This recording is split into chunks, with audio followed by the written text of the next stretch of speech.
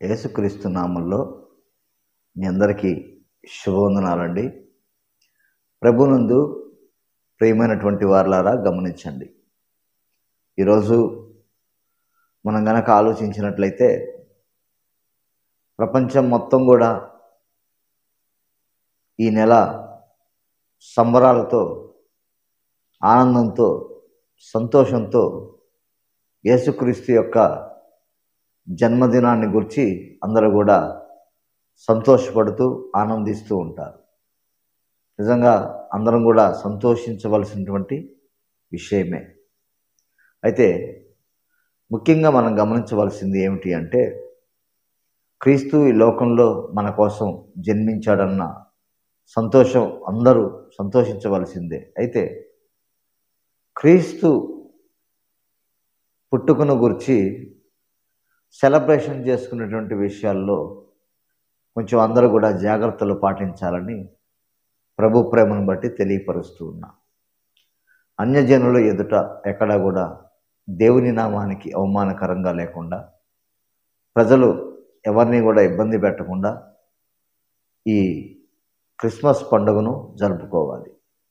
అసలు నిజంగా దేవుడు ఆనందించేటువంటి ఘట్టం ఏది అంటే, ఎప్పుడైతే మనం మన పాపముల విషయమై మారు మనసు పొంది రక్షణ బాప్తిసం పొందామో, దేవుడు దాన్ని బట్టి సంతోషిస్తాడు. 99 నీతిమంతుల కంటే ఒక పాపి మారు మనసు పొంది రక్షణ పొందినప్పుడు దేవుడు నిజంగా సంతోషపడతాడు. ఈరోజు చాలామంది డిసెంబర్ 25న రకరకాల అన్యజనులు కూడా చేయనటువంటి ఆచారాలు చేస్తూ దేవుని నామానికి అవమానకరంగా డ్యాన్సులని, డీజేలు పెట్టడం, ఇంకా రకరకాలుగా ఆచారాలు పాటించే విధంగా కొంతమంది రెడీ అవుతున్నారు. అయితే మనం గమనించవలసినటువంటి విషయం ఏమిటి అంటే, ముందు మనం ఆత్మానుసారంగా బాగున్నామా లేదా, మనం వ్యక్తిగత జీవితంలో క్రీస్తు చెప్పినటువంటి మాటకు విధేయులమై నడుస్తున్నామో లేదో మనం చూసుకోవాలి. ఆయన నిన్ను వల్లే నీ పొరుగువారిని ప్రేమించు అన్నాడు. ఒకవేళ మనం పొరుగువారిని ప్రేమించకుండా క్రిస్మస్ పండుగ ఘనంగా జరుపుకుంటే ఆయన సంతోషపడతాడా? పడడు కదా. ఇలాగా ప్రతి ఒక్కదాన్ని కూడా మనం ఆలోచించుకుంటూ దేవుడు దేని యందు సంతోషిస్తాడో మనం తెలుసుకొని ఆ కార్యాలు చేపట్టినప్పుడు దేవుడు మనల్ని బట్టి సంతోషపడతాడండి.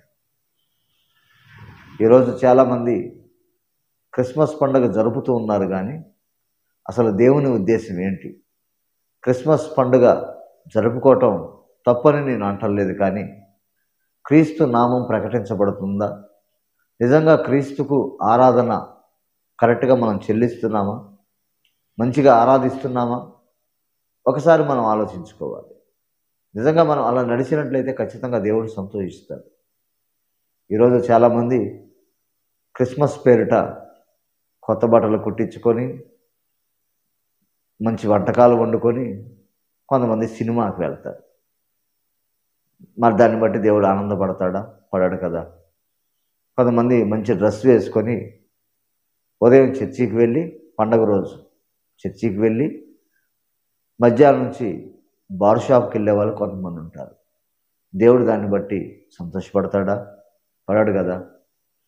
ఇలా అసలు దైవ చిత్తం మన జీవితంలో జరుగుతుందా లేదా, దేవుడు మన బట్టి ఆనందిస్తున్నాడా లేదా అని ఎవరికి వారు స్వీయ పరీక్ష చేసుకోవాలి. నిజంగా నువ్వు గనక ఆత్మీయ జీవితంలో మారు మనసు పొంది రక్షణ బాప్తిసం పొంది ఆత్మీయ జీవితంలో బాగున్నావా, సంతోషంగా ఉన్నావా, అయితే దేవుడు ఖచ్చితంగా నిన్ను బట్టి సంతోషపడతాడు. అయితే నీ జీవితాన్ని బట్టి అనేక మంది జీవితాలు మారున్నట్లుగా, అనేక మంది ప్రభావితం అవునట్లుగా నీ ఆత్మీయ భక్తి జీవితాన్ని కొనసాగించాలి.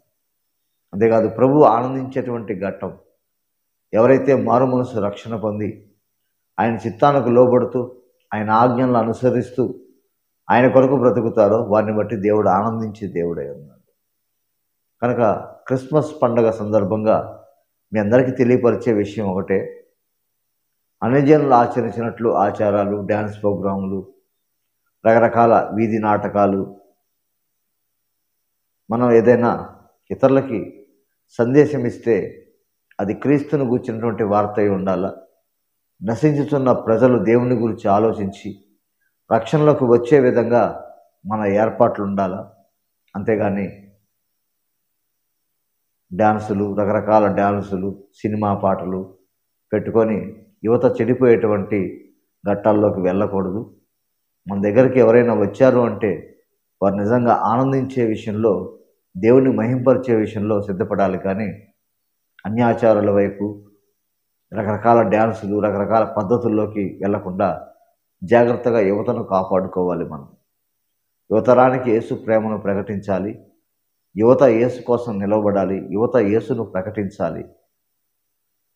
అప్పుడే దేవుని రాజ్యం అంతటా కూడా, ఈ దేశమంతా, ఈ ప్రపంచమంతా కూడా దేవుని రాజ్య విస్తరణ జరుగుతుంది. దేవుడు సంతోషించేటువంటి ఘట్టం అంతటా సువార్త ప్రకటించబడటం, అంతటా మారు మనసు పొందటం ఎప్పుడైతే జరుగుతుందో దేవుడు ఖచ్చితంగా సంతోషపడతాడు.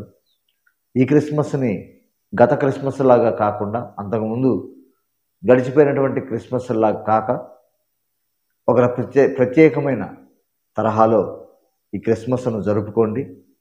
ఒకటి, ఆత్మీయ జీవితాన్ని జాగ్రత్తగా కాపాడుకోండి. రెండోది, అసలు నేను దైవ చిత్తానుసారంగా నడుస్తున్నానా లేదా స్వీయ పరీక్ష చేసుకోండి. మూడవది, అసలు నేను మారు మనసు రక్షణ పొందానా లేదా. నిజంగా అలా రక్షణ పొందినట్లయితే దాని ద్వారా దేవుడు సంతోషిస్తాడని గ్రహించి మారు మనసు రక్షణ పొంది దేవుని చిత్తాన్ని ఎరిగి ఆయన మాట చప్పున అడుగులు వేసినట్లయితే దేవుడు సంతోషపడతాడు. కనుక ఈ క్రిస్మస్లో అనేక మంది ప్రజలు దేవుని గురించి గుర్తెరగాలని, ఆయన నామాన్ని తెలుసుకోవాలని, ఆయనే దేవుడని, సృష్టికర్తని ప్రజలు తెలుసుకోవాలని మీరు ప్రకటించండి, ప్రార్థించండి. యేసుని గురించి అందరికీ తెలియపరచండి. ప్రేమపూర్వకంగా మీకు తెలియపరుస్తున్నా. ఇందులో తప్పు ఏమీ లేదు.